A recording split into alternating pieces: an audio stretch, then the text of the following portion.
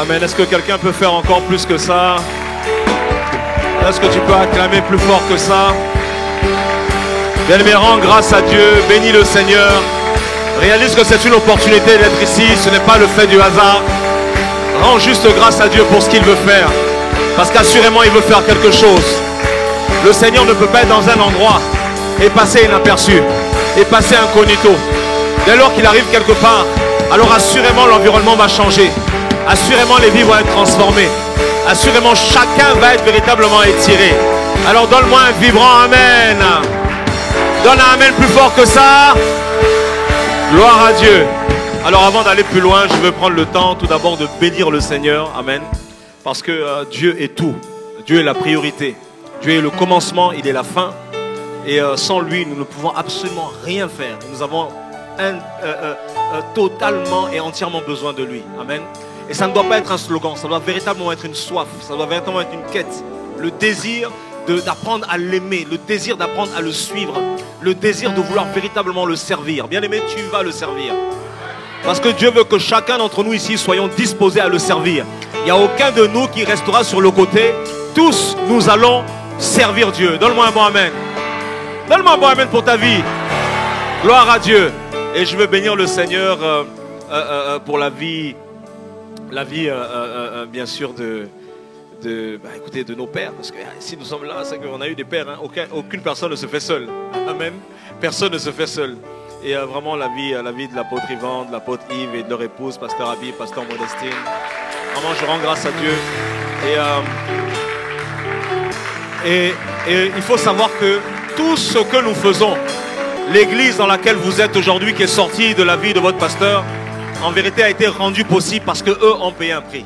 Amen. En fait, ils sont la projection de ce que nous sommes appelés à devenir, voire plus même. Donc lorsque tu les vois, tu sais au minimum où tu vas t'arrêter. Donc toi, ça doit te réjouir. Quelqu'un me suit? Tu n'as pas d'autre choix que d'aimer.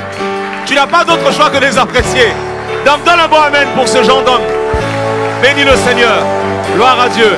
Et enfin, je veux bénir le Seigneur pour le pasteur André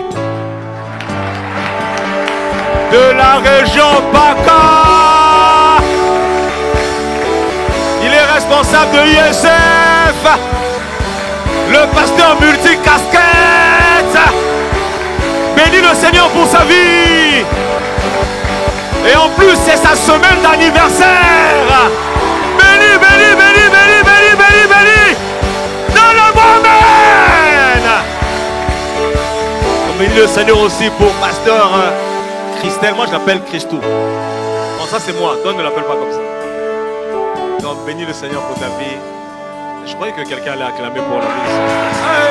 Hey! Quelqu'un dit acclame le Seigneur. Gloire à Dieu. Bon, je vais aller vite. Le culte, ça va être que des reconnaissances, d'actions de grâce. Je bénis le Seigneur pour mon frère, le pasteur Arnaud et son épouse, le couple pastoral Baloula. Et puis vous aussi, bisous. Moi, voilà. Ah, gloire à Dieu. Bon. C'est ma victoire.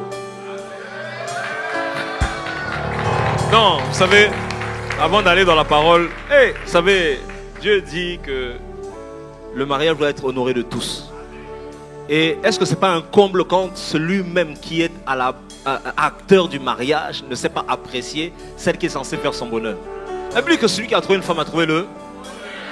Mes amis, quand le Seigneur m'a visité par cette femme-là, ma vie a changé. Donc je l'appelle ma victoire. Avec elle, point de défaite. Point de défaite, les amis, point de défaite. Alors acclame le Seigneur pour mon épouse, pour ma bien-aimée, pour ma chérie, pour mon amour, pour celle qui fait battre mon cœur, celle qui le fait transpirer, celle qui fait faire des arrêts cardiaques et des... Ah! Donne-moi un amen! Merci Seigneur. Seigneur, nous voulons te rendre grâce et nous voulons te dire merci. Alors je vais t'inviter à te disposer pour ce temps et pour ce moment. Il sera fait selon ta foi, bien-aimé. Le Seigneur ne peut pas faire au-delà de ce que tu attends et de ce que tu penses. Si tu as soif, tu as cette capacité même à transformer la parole qui a été prévue aujourd'hui. Ma prière est que le Seigneur voit ici une femme comme la femme à la perte de sang. La femme à la paire de 100 voitures, laisse-moi te dire une chose, cette femme avait des problèmes, comme chacun d'entre nous. Mais elle n'a pas regardé à ses problèmes, elle n'a pas regardé à ses défis. Et lorsqu'elle a entendu dire que Jésus venait, elle est venue. Nous sommes des vases par lesquels Jésus-Christ opère par l'assistance de l'Esprit. Ce n'est pas moi, ce n'est pas le pasteur André, ce n'est pas le pasteur Arnaud, ce n'est aucun de nous. Mais c'est juste que nous transportons. La Bible dit, ne savez-vous pas que votre corps est le temple du glorieux Saint-Esprit? Lorsque tu as conscience que ce vase est le temple par lequel l'Esprit de Dieu va agir, alors assurément il va te toucher là où tu es. Je ne connais pas ton histoire, mais le Saint-Esprit connaît ton histoire. Je ne sais pas par quoi tu es passé, mais l'Esprit de Dieu sait par quoi tu es passé. Je ne connais pas tes défis, tes difficultés. Tu vois, je ne connais pas tes attentes, mais l'Esprit de Dieu sonde le cœur et les reins. La Bible dit que Dieu sonde les cœurs. Ma prière est que Dieu sonde des cœurs maintenant. Ma prière est que l'Esprit vienne visiter quelqu'un maintenant. Alors dispose-toi simplement et dis, Seigneur, tu ne peux pas passer sans me toucher. Il faut que ma vie soit transformée. Il faut que ma vie soit édifiée. J'ai besoin de toi, glorieux Saint-Esprit. J'ai besoin de toi, esprit de puissance et d'autorité. Non pas que tu aies une puissance, mais tu es celui qui rend possible et palpable la puissance de la divinité sur cette terre. Tu es le canal par lequel la vie de Dieu est capable de venir transformer une personne. Glorieux Saint-Esprit, fais ton entrée en ce lieu. Esprit de Dieu, Esprit de Jésus, Esprit de résurrection, viens visiter quelqu'un, viens localiser quelqu'un, viens toucher une personne. Nous soupirons après toi, Seigneur Esprit. La Bible dit que Paul l'appelle Seigneur Esprit. Il s'appelle Seigneur Esprit. Il n'est pas une force, il n'est pas une intelligence. Il est l'autorité suprême sur la terre. La Bible dit que les trois sont d'accord. La Bible dit que le Père, le Fils et le Saint-Esprit sont en accord. Il est dit en 1 Jean 5 verset 4 que tous ceux qui sont nés du Dieu triomphent du monde. Et la victoire qui triomphe du monde, c'est notre foi. Et plus loin dans les versets suivants, il dit que les trois sont en accord. Alors, laisse-moi te dire aujourd'hui que le Père, le Fils et le Saint-Esprit sont en accord pour véritablement transformer la vie de quelqu'un. Il commence à agir là-bas. Il commence à toucher quelqu'un. Glorieux Saint-Esprit, glorieux Saint-Esprit, nous avons besoin de toi. Nous avons besoin de toi. Nous avons besoin de toi. Hey, Yamala Zota Yamale, Yalamalo Shalabale Kete, Hey, Yamalo Shalamala. Bien-aimé, lève la voix en esprit, en langue, en soupir. Hey, Ayamale Kabasuta Yamale, Ibra Shalamalo Zikamaleya.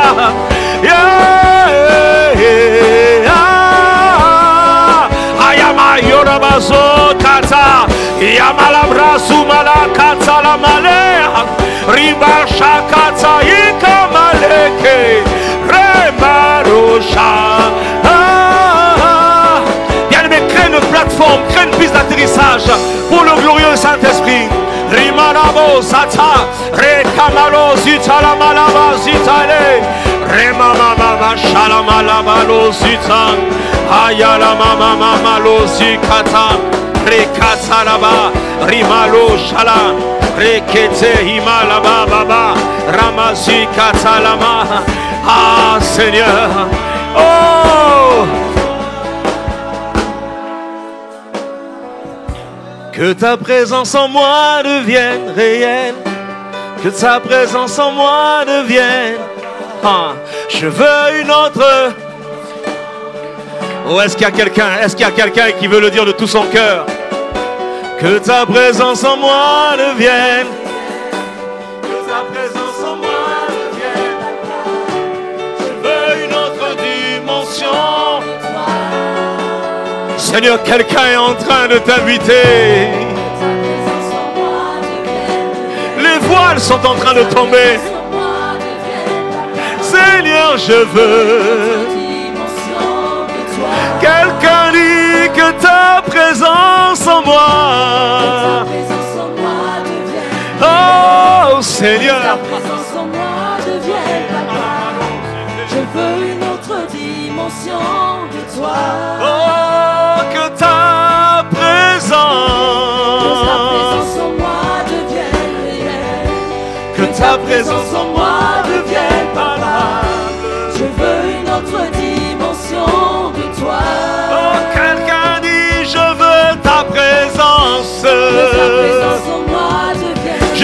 pas chanter, église de Marseille.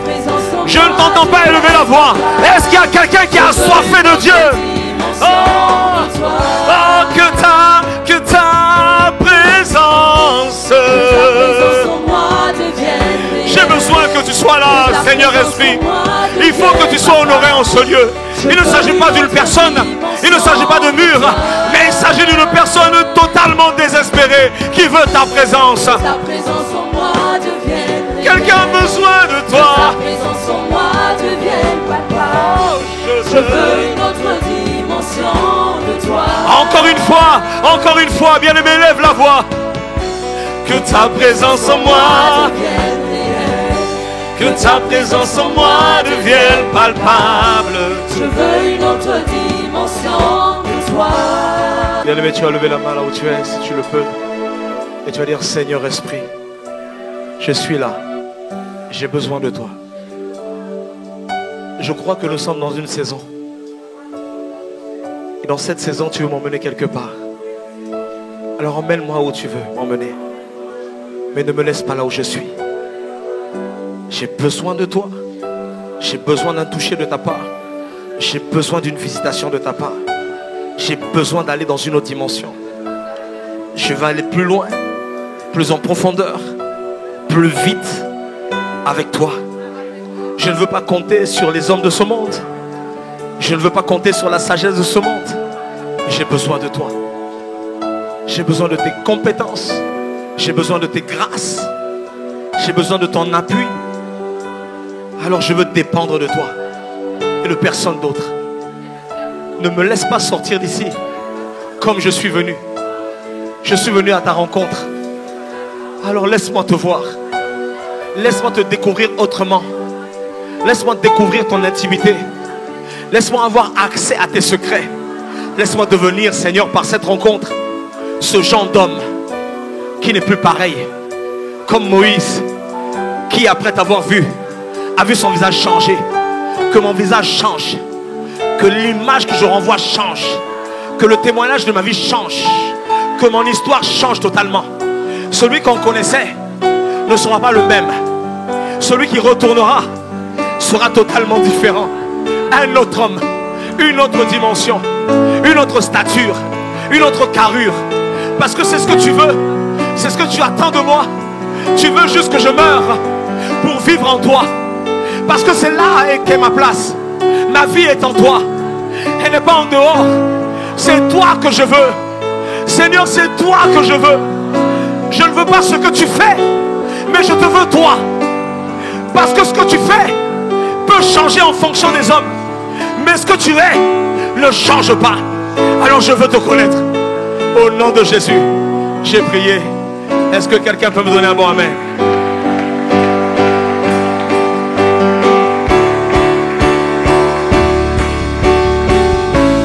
Donne-moi un bon amen.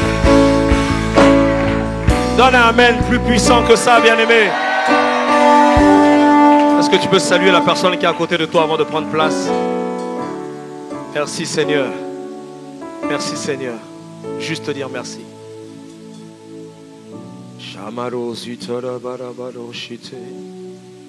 Que ta présence en moi devienne réelle.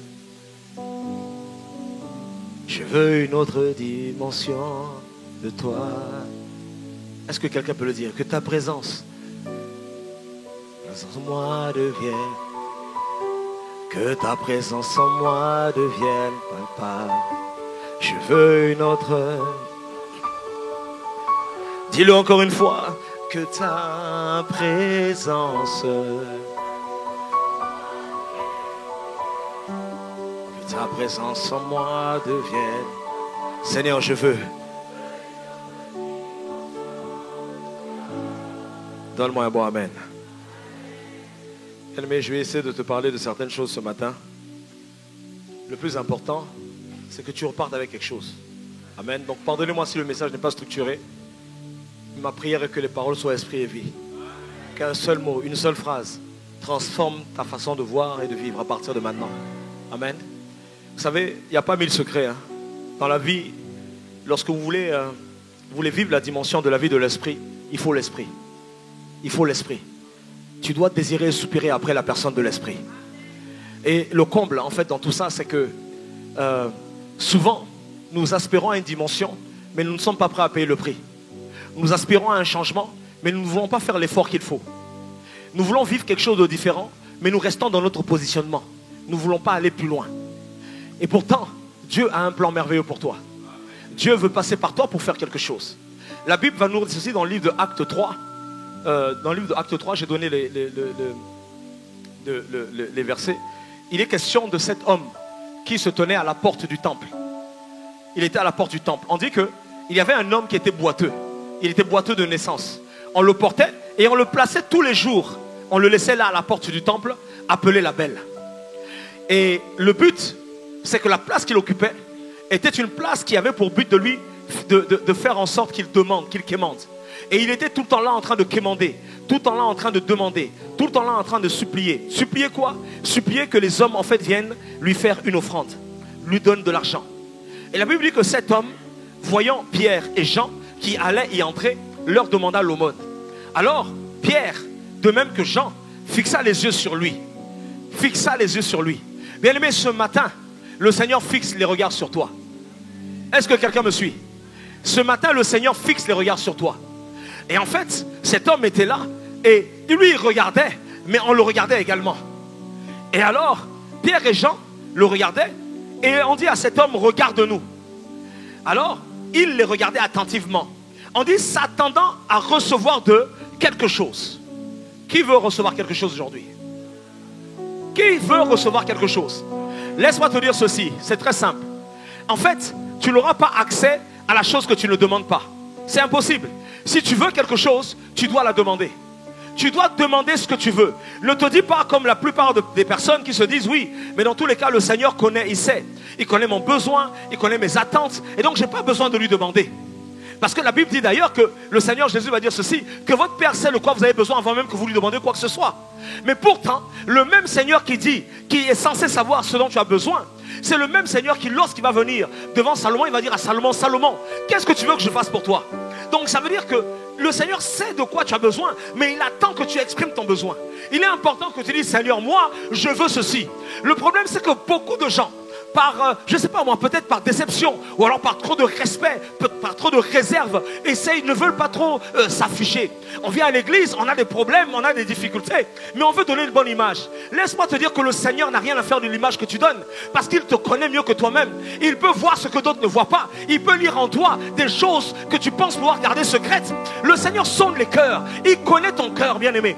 Le Seigneur ne s'arrête pas au visage, à l'image que tu essaies de renvoyer devant les gens. Il te connaît mieux que quiconque. Donc il sait si en ce moment présent, tu as besoin de lui. Il sait si en ce moment présent, tu as besoin de lui. Et si tu as besoin de lui, il veut que tu dises, Seigneur, me voici, j'ai besoin de toi.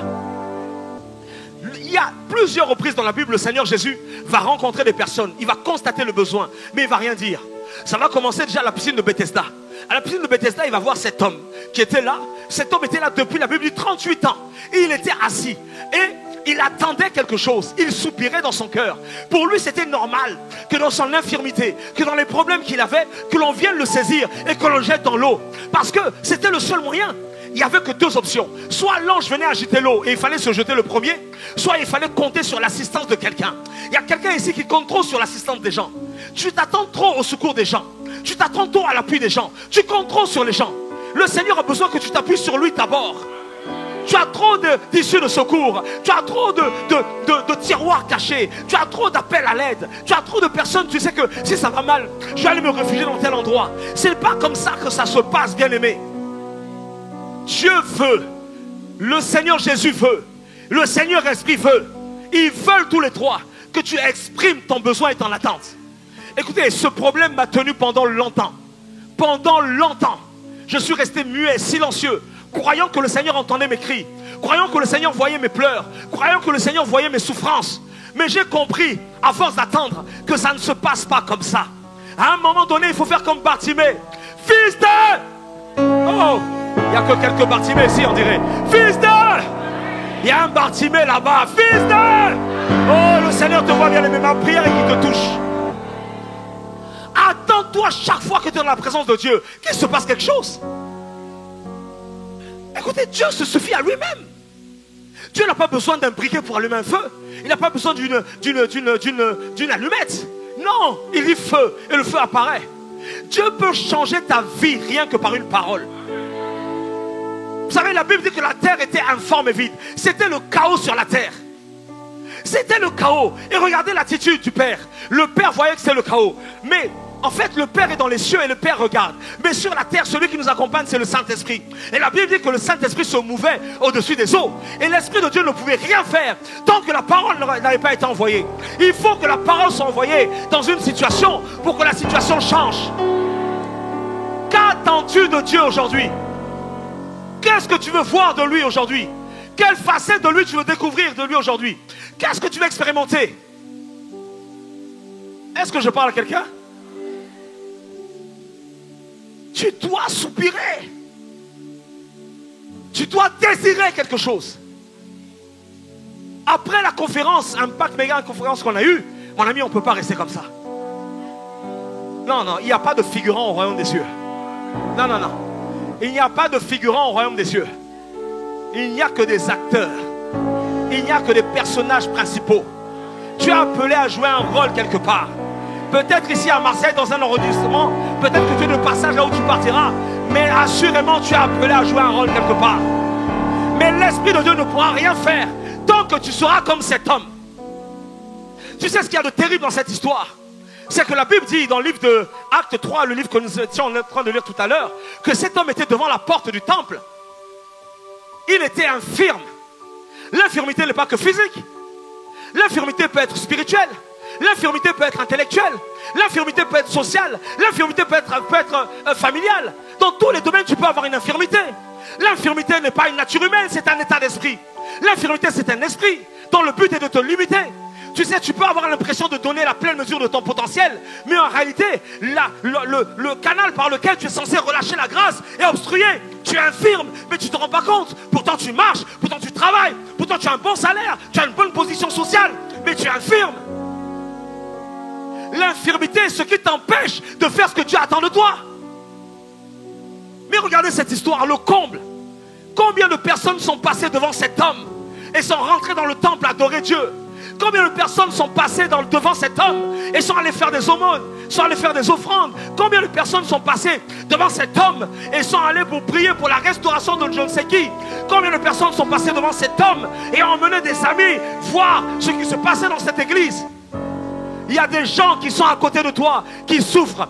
Et quand tu regardes leur cas, leur situation, tu dis, hey, tu fais mine de ne pas voir. Mais Dieu veut t'utiliser pour ça. Mais il ne pourra pas t'utiliser tant que toi-même tu ne seras pas en mesure de dire, Seigneur Esprit, viens transformer ma vie. Il a fallu attendre que Pierre, que Jean arrivent. Combien d'années cet homme a attendu là? La Bible dit que tous les matins on l'emmenait, on le déposait là. Tous les matins on emmène quelqu'un devant toi, on le dépose là. Toi tu crois que cette personne vient t'importuner? Tu crois que cette personne vient te déranger? Alors qu'en réalité c'est le Seigneur qui emmène cette personne devant toi. Parce qu'il attend que tu te réveilles. Il attend que tu prennes conscience que quelque chose doit se passer et va passer par toi. Est-ce que quelqu'un me suit? Est-ce que je parle à quelqu'un? Mais Dieu a un plan merveilleux pour ta vie, comme pour la mienne. Ce message n'est pas que pour vous, il est pour moi d'abord. Avant de parler aux gens, je me parle à moi-même. Je n'ai pas la prétention de croire que ma vie est déjà arrivée. Non, madame, je suis encore qu'en phase introductive. C'est que le début. Et c'est la même chose pour toi. Si tu crois que tu es déjà en pleine action dans ta vie, tu es déjà au cœur de ta vie, tu as des soucis à te faire. C'est que tu as raté quelque chose. Ce que Dieu veut faire au travers de toi est tellement grand, tellement immense. La Bible dit que les miracles que le Seigneur Jésus a fait étaient tellement grands que le monde entier ne pouvait pas les contenir. Il était question des miracles d'une personne. Maintenant, imagine une chose. Les miracles ne sont qu'une facette du Seigneur Jésus. Amen. Et cette facette du Seigneur Jésus est contenue dans la personne du glorieux Saint-Esprit. Quelqu'un me suit? Et ce glorieux Saint-Esprit est en toi. Mais il ne s'agit que d'une facette. Si les témoignages qu'il accomplit ne peuvent pas être contenus dans le monde, imagine maintenant ce qui doit sortir de ta vie. Oh, quelqu'un n'a pas compris. Tu n'as pas compris. Parce que si tu avais compris, tu ne serais pas comme ça. Ce que Dieu veut faire dans ta vie, le monde entier ne peut pas le contenir. C'est impossible. C'est impossible. C'est tellement grand, c'est tellement puissant. Écoutez, le glorieux Seigneur a quitté son trône, a dit, Saint-Esprit, va résider dans la vie du pasteur Arnaud, va résider dans la vie du pasteur André, va résider dans la vie du pasteur Gladys, va résider dans la vie de Tania, va résider dans la vie d'Étienne, de Prince, d'Axel ici présent. Pourquoi? Tu crois que c'est le hasard? Oh, laisse-moi te dire une chose, le hasard n'existe pas. Quelqu'un m'a dit un jour que le hasard, c'est lorsque Dieu se balade incognito dans la vie des gens. Il n'y a pas de hasard. Il n'y a pas de hasard. Tu as vu le hasard où? Oh, c'est le hasard. Non, ce n'est pas le hasard, c'est la main de Dieu. Ce que le monde ne sait pas expliquer, il appelle hasard. Ce n'est pas le hasard. Le hasard avec un glorieux Dieu, avec un glorieux Seigneur, il n'y a pas de hasard avec lui. La Bible dit qu'avant que la chose n'arrive, il était déjà au courant. Avant même que tu aies pensé, il avait déjà prévu une issue de secours. Le péché d'Adam n'était pas une surprise pour Dieu. Il avait déjà anticipé la planification, le plan de sortie. Alors quel problème tu as aujourd'hui qui peut te limiter et t'empêcher de donner la pleine mesure de la grâce que tu as reçue? Tu vas prier avec moi. Élève la main quelques instants. Dis Seigneur Esprit, visite-moi, ouvre mes yeux afin de voir, pas comme les hommes, mais de voir de ton angle de vue la grâce, le potentiel qui est sur moi maintenant. Bien-aimé, prie encore quelques instants. Il touche quelqu'un maintenant. Oh Saint-Esprit, viens toucher quelqu'un qui a véritablement soif, qui véritablement dans son cœur désire une expérience nouvelle, désire une grâce nouvelle. Oh Seigneur Esprit, oh Saint-Esprit, il est en train de visiter quelqu'un, bien-aimé. Sois juste disposé, sois disposé, laissez-le, c'est sa visitation. C'est une nouvelle dimension de vie dans laquelle il rentre. Mare Shakata, Rebro Zata, Esprit de Dieu, glorieux Saint-Esprit, Shamalo Zata, Rekamalo Zitalia, Rekabashata. Donne-moi un bon amen, bien-aimé.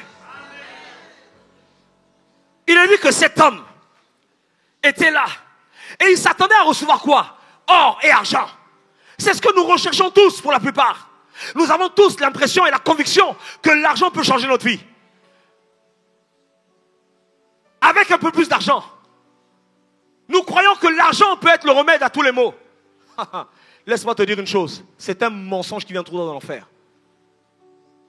La Bible nous parle de deux hommes, Lazare et de l'homme riche. On dit que l'homme riche pendant son vivant avait tout l'argent, mais Lazare avec des difficultés, des souffrances. Mais lorsque cette histoire est contée, ce fait biblique est raconté, on ne donne pas tous les détails, mais on donne la fin. Parce que la fin vaut mieux que le commencement. Ce qui compte, ce n'est pas comment, c'est ce que tu vas devenir.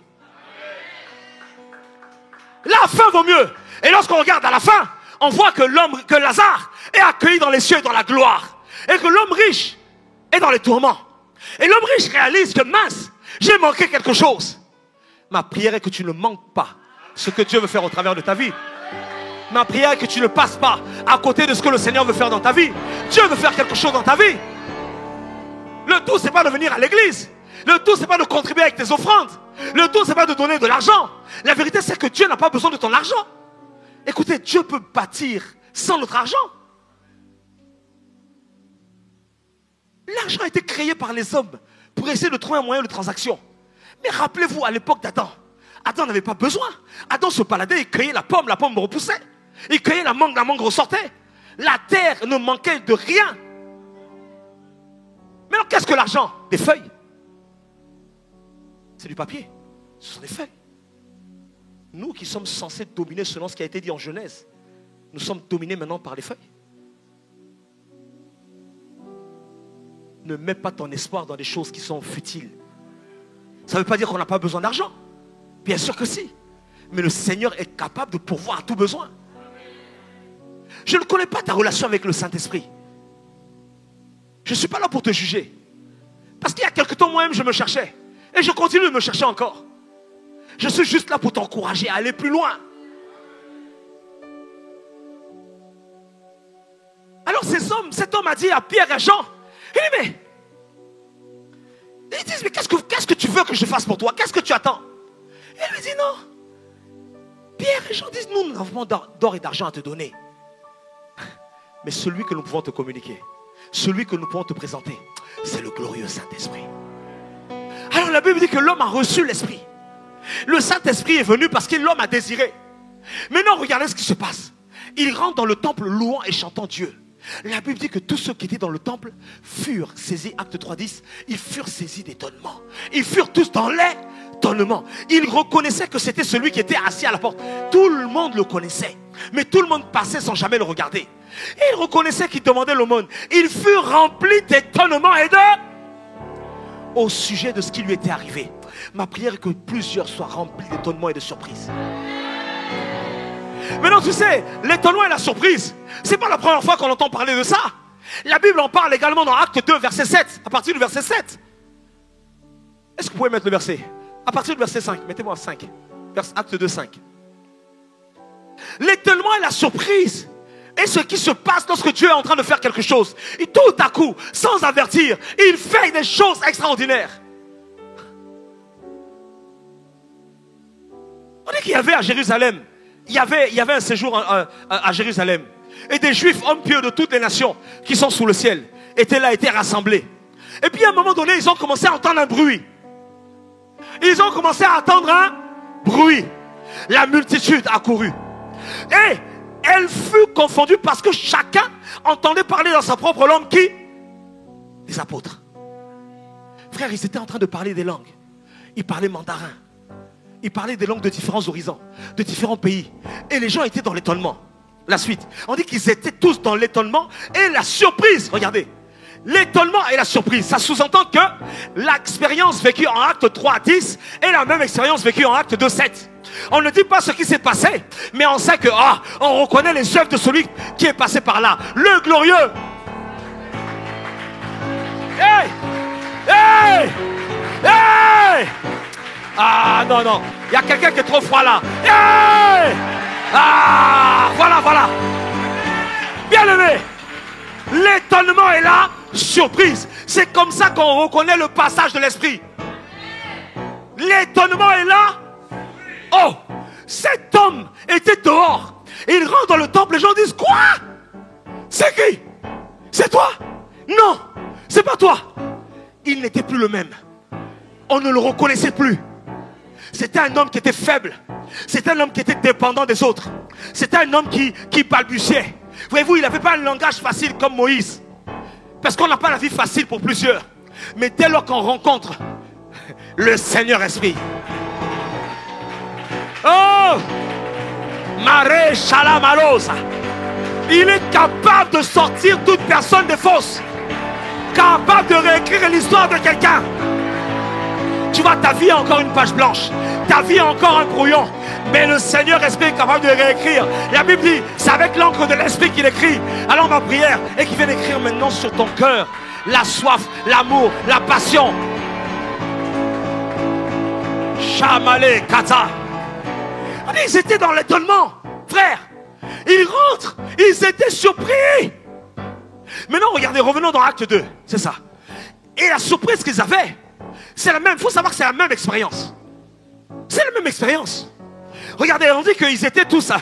Ok, ils étaient tous là, ils se disaient les uns les autres. Mais attends, ces gens qui parlent là ne sont-ils pas tous des... Mais non, laisse-moi te dire, qu'est-ce qu'un Galiléen? À l'époque des Judéens. Tu sais ce qu'était un Galiléen à l'époque des Judéens? Bon, à Marseille ici, quel est le quartier où il ne faut pas aller? C'est? Pourquoi? Pourquoi? Parce que là-bas, c'est bizarre.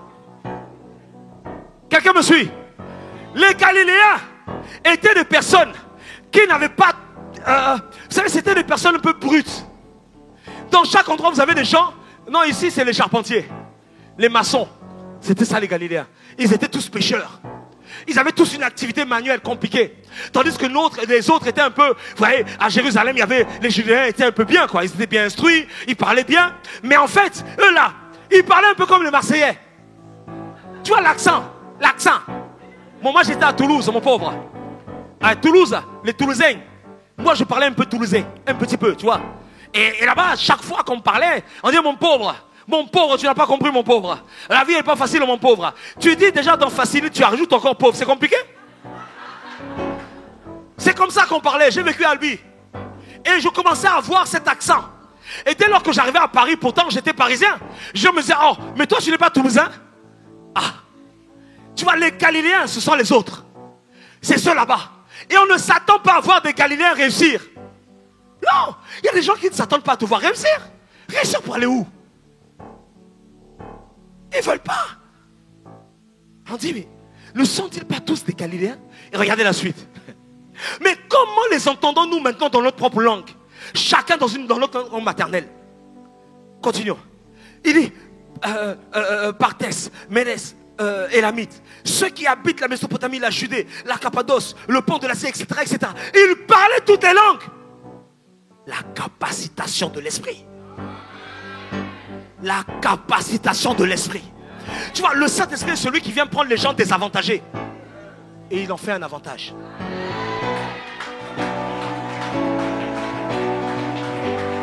Il prend les gens désavantagés et il en fait un.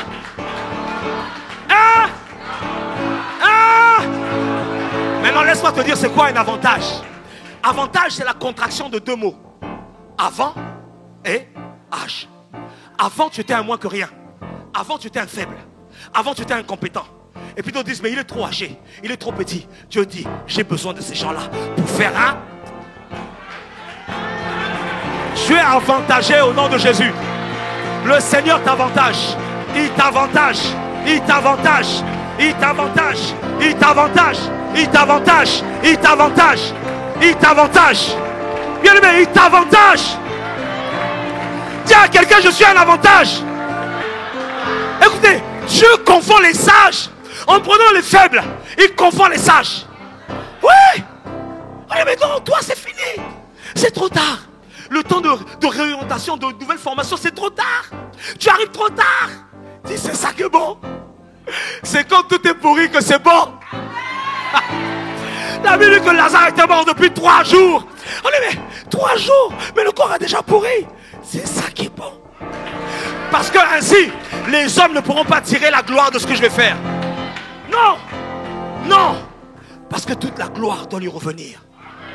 Ils étaient dans l'étonnement et la surprise. Mais regardez maintenant ce qui s'est fait. Après ça, on dit, mais on a commencé à les appeler. Voici les gens qui ont bouleversé le monde sont ici.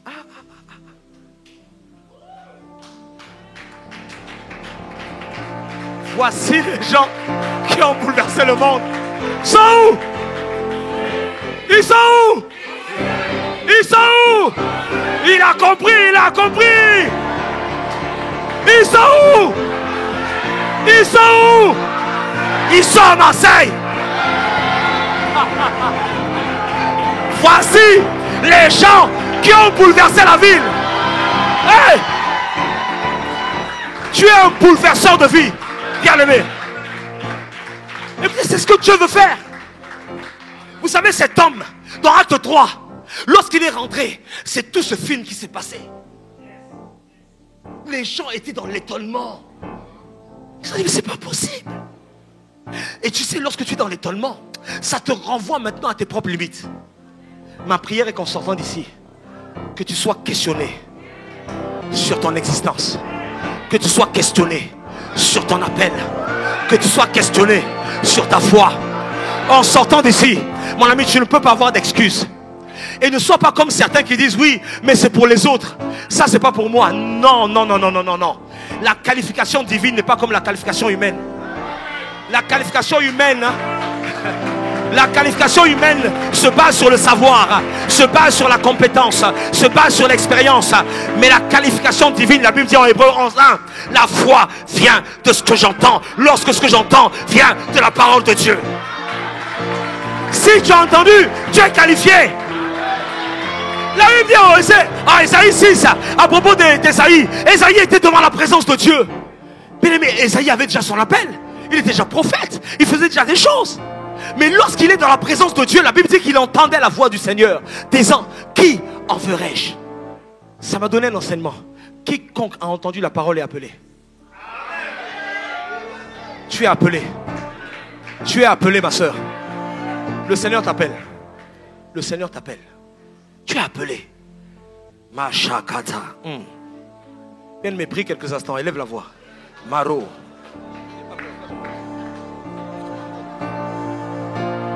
Tout esprit de limitation. Ça peut avoir. Si tu as peur, mais l'esprit va te dire ça. Tout esprit de limitation dans ta vie, lâche prise. Tout esprit de limitation dans ta famille, lâche prise. Tout blocage administratif, lâche prise dans le nom de Jésus. Tout blocage, tu es étudiant. Ça se passe bien, compliqué. Mais avant ça se passe bien. Oh Seigneur, lâche. La Bible dit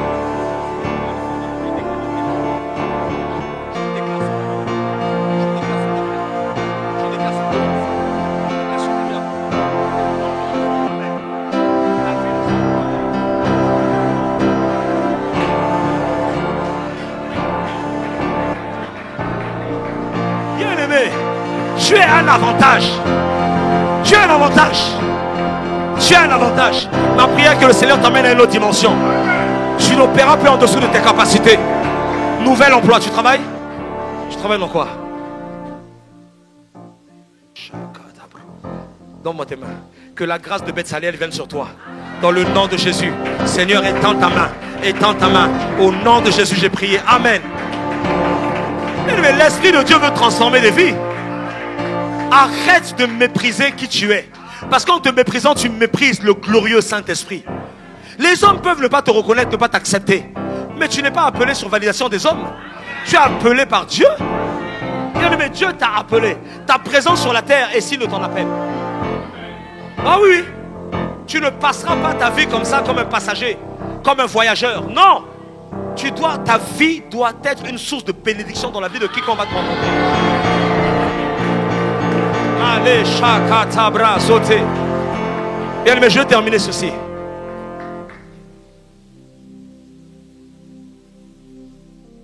Vous savez,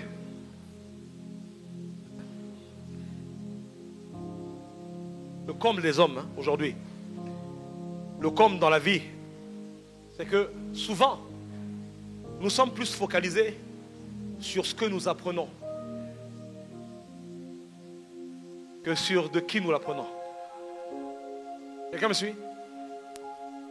On est beaucoup plus focalisé sur ce que nous apprenons que sur d'où ça vient, de qui ça vient. Si bien que lorsque nous avons quelque chose, nous refusons de rendre la gloire à qui de droit. Et nous sommes coutumiers du fait. Tous, nous fonctionnons comme ça. Et c'est notre rapport avec le Seigneur. Donc ce qui fait que, inconsciemment, nous sommes beaucoup plus intéressés par ce que Dieu fait que par qui il est. Or, ce que Dieu fait change d'une personne à l'autre. Et si tu te bases sur ce que Dieu fait, tu risques d'être déçu. Parce qu'avec certains, il va guérir. Avec d'autres, il va laisser. Et tu diras, Dieu est injuste. Mais si tu regardes à qui il est et non pas à ce qu'il fait, la Bible dit que Dieu ne change pas. Dieu ne change pas. Mais ce qu'il fait varie. Mais on dit qu'en lui, il n'y a ni changement, ni homme de variation. Bien-aimé, attache-toi à lui. Attache-toi à lui. En partant d'ici, prends un nouvel engagement avec le Seigneur. Je ne sais pas où tu es. Tu es tombé, c'est compliqué, tu as du mal à avancer. Ce que je te dis te paraît un peu lointain. Tu as l'impression de ne pas être qualifié. Cet homme-là était encore moins qualifié que toi. Les Galiléens là étaient encore moins qualifiés que toi. C'est qui ces Galiléens?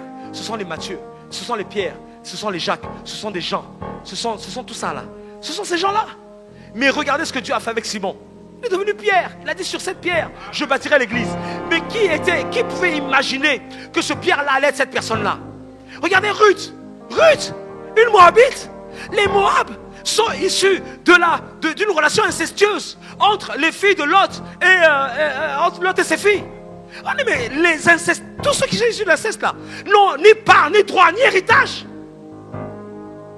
Mais Dieu ne fait exception de personne. On va élever la voix et on va rendre grâce. On va élever la voix, on va rendre grâce. Chamale la brosse. On va juste prendre un temps de prière.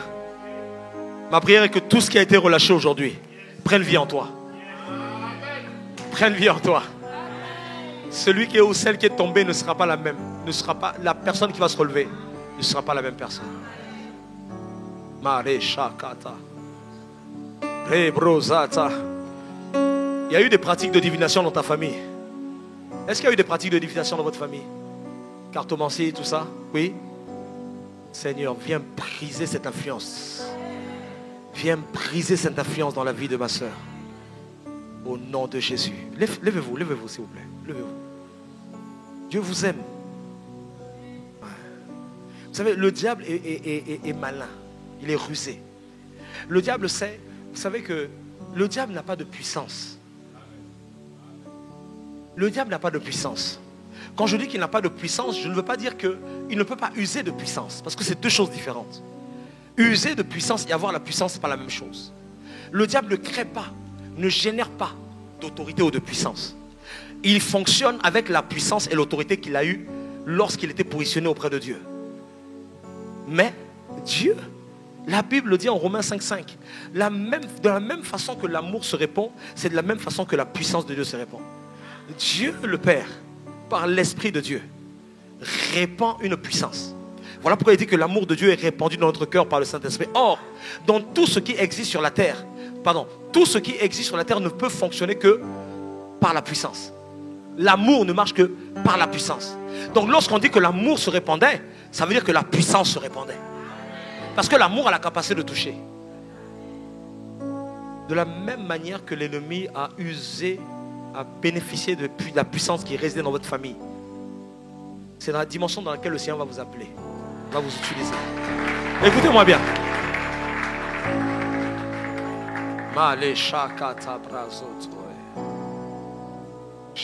Vous avez des enfants? 2 enfants? 3 enfants? Ok.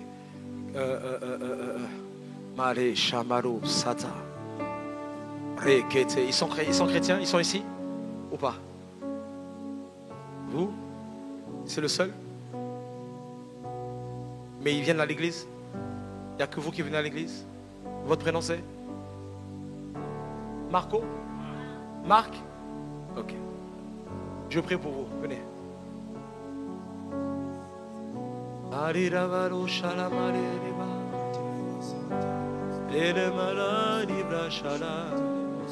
Vous servez à l'église? Vous servez dans quoi? La navette? Il fait quoi d'autre, Pasteur André? La sécurité? Il y a autre chose que tu as prévu pour lui ou pas? Hein? Tu as prévu autre chose pour lui ou pas? Oui, est-ce que tu as des plans pour lui ou pas? Hein? Okay, donc vous allez me voir à la fin alors. Puisque comme il a des plans pour vous là, hein, vous voyez que ce que je dise, mais ayez un cœur fidèle. Marc, ayez un cœur fidèle. Ayez un cœur fidèle. Dieu va t'utiliser.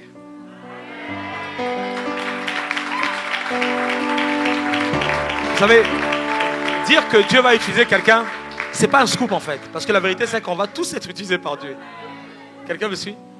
Voilà, c'est pas un scoop. C'est pas un scoop, c'est normal. Mais je parle à sa conscience. Dieu va t'utiliser. Parce que vous savez, on a besoin souvent d'entendre ce que Dieu veut faire pour qu'on se prépare à le faire. Je ne sais pas si c'est la première fois, peut-être pas. Tu le sais peut-être au fond de toi, mais Dieu va t'utiliser. Ok? Mais je vais te voir à la fin et je vais prier pour toi particulièrement. Et pour tous vos enfants, à partir de vous.